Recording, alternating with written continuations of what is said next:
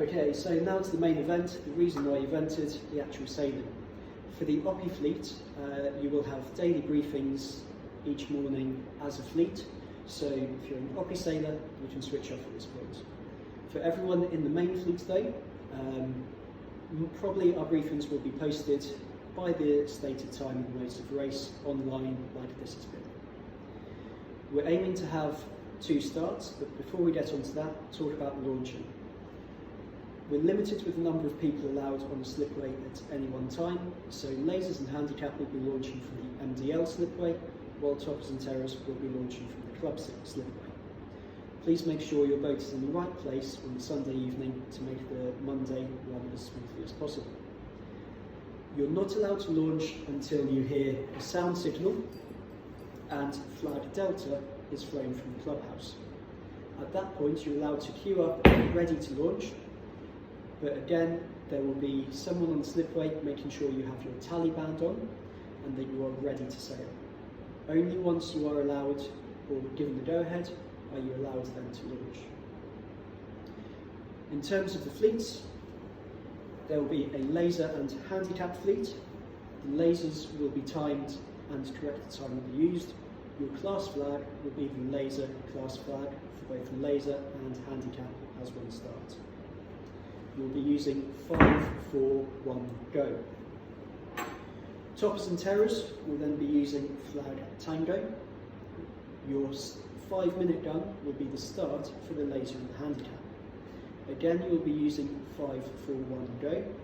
Toppers will be scored as a fleet, just on position.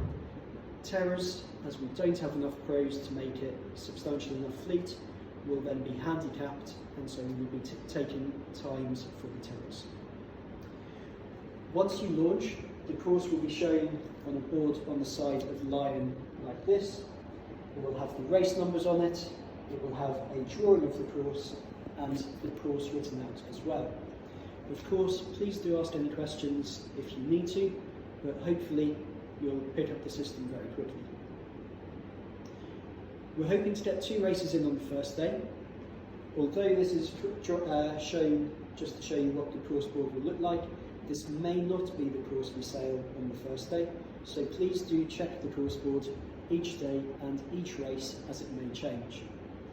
If it's an especially complicated course, we will be having a lead boat drive around the course for you, just to make sure the fleet doesn't get lost.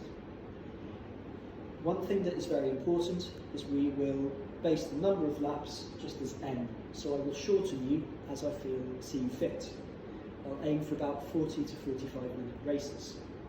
That means that every upwind leg heading to windward 1, you will need to sail through the start-finish line to have a time recorded for you.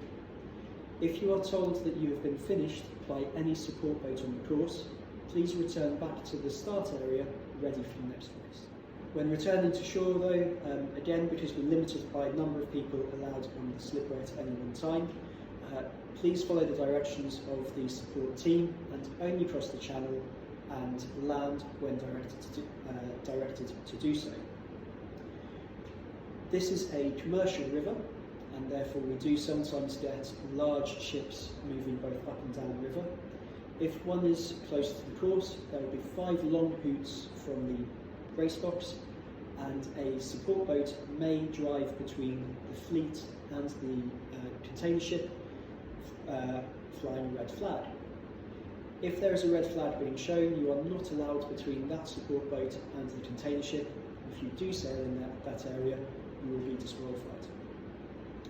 This is also a river with several moorings along it, and again, if there is a collision between yourself and a moored boat, then you will have to retire from that race and inform us if there was a collision between you and the moored boat. Hopefully though, the weather will be as we have this week. Fingers crossed for nice sunny weather, warm weather and good sea breezes throughout the week. See you on Monday and all the best with the sailing.